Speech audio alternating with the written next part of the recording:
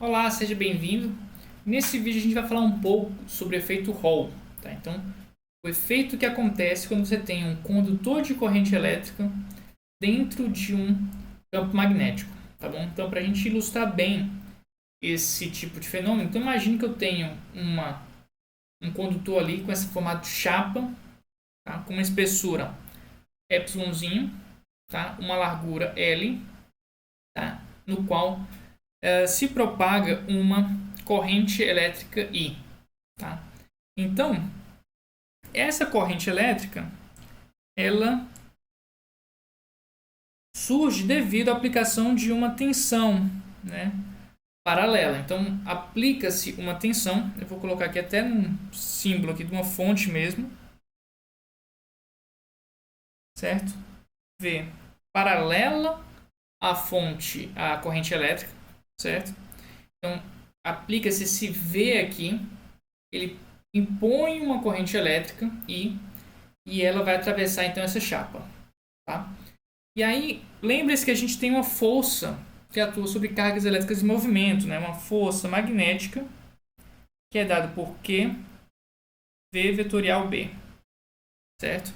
Então, se eu tenho aí cargas positivas, por exemplo, tá? Passeando nesse sistema, nós teríamos que a velocidade estaria aqui, né? O campo B para cima e pela regra da mão direita, né? O nosso dedão aí dá a força magnética que joga todas essas cargas para a direita. Tá? Então ela deflete as cargas e, portanto, ela cria um acúmulo de cargas aqui à direita. Tá? Por neutralidade de cargas do sistema como um todo, eu vou ter um acúmulo de cargas positivas na direita e no lado esquerdo um acúmulo de cargas negativas. Por quê? Porque essa configuração aqui ela vai ser capaz de gerar um campo elétrico, né? Então, se eu tenho cargas positivas aqui e cargas negativas aqui, é como se fosse um capacitor que me gera um campo elétrico aqui. E até o ponto, né? Então, essa densidade de cargas positivas ela cresce tanto quanto até eu chegar num regime estacionário, em que eu paro de ter um acúmulo de cargas. E isso acontece quando eu tenho um equilíbrio perfeito entre a força magnética e a força elétrica em cada carga. Então, isso aqui vai acumulando. Quando esse equilíbrio é atingido, a força resultante aqui ela se anula aqui lateralmente e a corrente pode simplesmente seguir o seu caminho aqui em linha reta, tá bom? Consequência disso, olha, eu tenho esse acúmulo aqui de carga, surge um campo elétrico, esse campo elétrico está associado a um DDP, né? Essa integral do campo elétrico ao longo de um caminho me dá uma tensão elétrica, então surge experimentalmente, né, uma tensão Hall, né?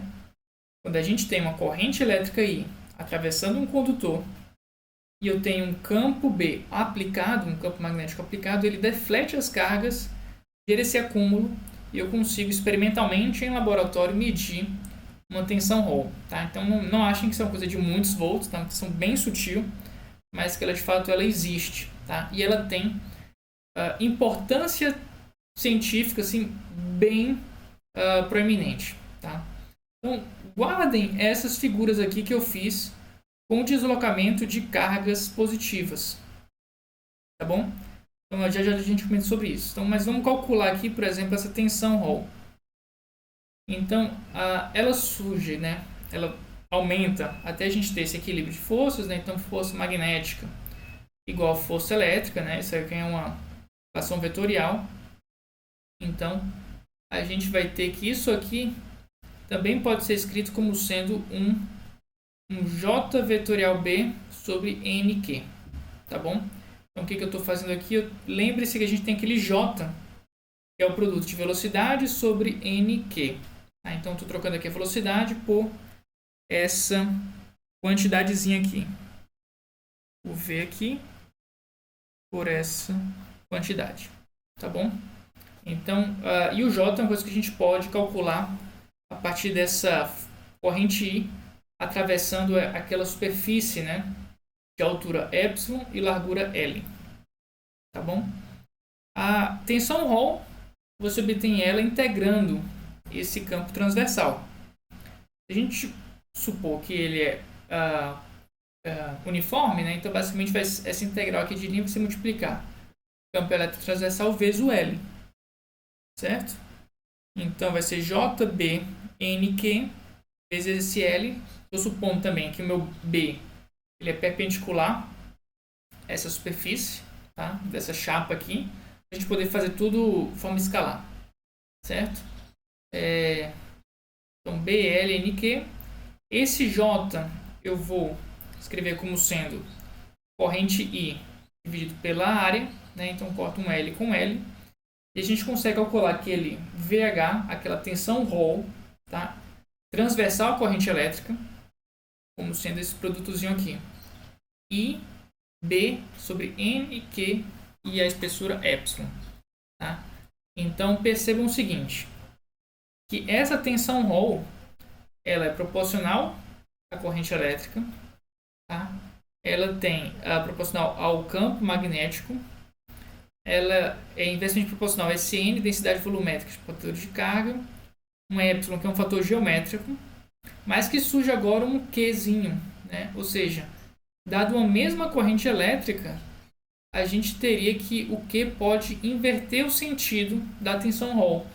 Olha, isso aí é uma coisa nova, tá? Porque até então, até essa aula de hoje, a gente sempre fazia uma equivalência. Essa corrente elétrica I pode ser tanto obtida com cargas positivas indo para um lado, quanto cargas negativas indo para o outro. São equivalentes. Mas a tensão Ρ ela é um fenômeno que ela diferencia o transporte de cargas positivas com o transporte de cargas negativas. Isso é uma coisa importantíssima, né, para o estudo da matéria. Porque, por exemplo, você consegue mostrar que em metais, né, com esse estudo aqui, tá, com esse efeito Hall, você consegue demonstrar, né, que o transporte de corrente elétrica em metais é feito por elétrons, feito por cargas negativas. Tá bom? Então, olha só isso aqui. Esse aqui é o esquema feito para transporte de cargas positivas. Negativo, positivo. Agora, olha o que acontece quando eu tenho, ao invés de cargas positivas indo de baixo para cima, eu tenho agora cargas negativas indo de cima para baixo. Você faz a regra da mão direita, tá? Fica para a esquerda, né, o meu dedão. A carga negativa do elétron inverte. Então, força magnética no elétron fica para a direita. Há um acúmulo de elétrons nesse lado direito, consequentemente, um acúmulo de cargas positivas no lado esquerdo. E agora inverteu, percebam. Mais, menos, e do outro lado eu tinha menos, mais. Ou seja, de fato, o sentido da tensão Ρ é alterado quando tem um transporte de cargas elétricas. A conta basicamente é a mesma, o raciocínio análogo. Surge um capacitor, gera um campo elétrico transversal e gera uma tensão elétrica aqui, Vrho, cuja polarização é alterada, tá? Ou seja, esse efeito aqui, né, com basicamente um equilíbrio de forças elétricas, né, e forças magnéticas, ele é capaz de aferir, né, o sentido dos portadores de carga em um sistema em que se observa corrente elétrica, tá bom? Então, ele teve essa importância de, em sistemas metálicos, mostrar que o transporte de cargas elétricas acontece via elétrons. Isso acontece para a grande maioria dos sistemas, mas não todos. Tá? Então, além daquele exemplo clássico que eu usava de solução aquosa, você pode ter cátions e ânions se propagando, isso aqui também é verificado, você tem uma superposição dessas duas situações. Você tem o caso de semicondutores do tipo P, tá? Com mais buracos que elétrons livres. Você pode mostrar que para esse tipo de sistema, para esses semicondutores, é possível obter transporte de cargas elétricas por meio de portadores de cargas positivas, que são chamados de buracos. Tá bom? Não vou entrar em muitos detalhes disso. Por enquanto, é apenas uma curiosidade. Tá bom? Então, gente, essa aqui foi a nossa aula de efeito Hall. Então, a apresentação do efeito, a explicação dele microscópica e a grande importância esse efeito, né? Que é a gente investigar a carga de portadores de carga aí individuais, tá? Para mostrar se, por exemplo, em um material, realmente quem faz o transporte são elétrons ou outro tipo de entidade, como por exemplo o buraco em determinados tipos de semicondutores, tá bom? Então é isso aí por enquanto. Muito obrigado pela sua atenção e até o próximo vídeo. Tchau, tchau.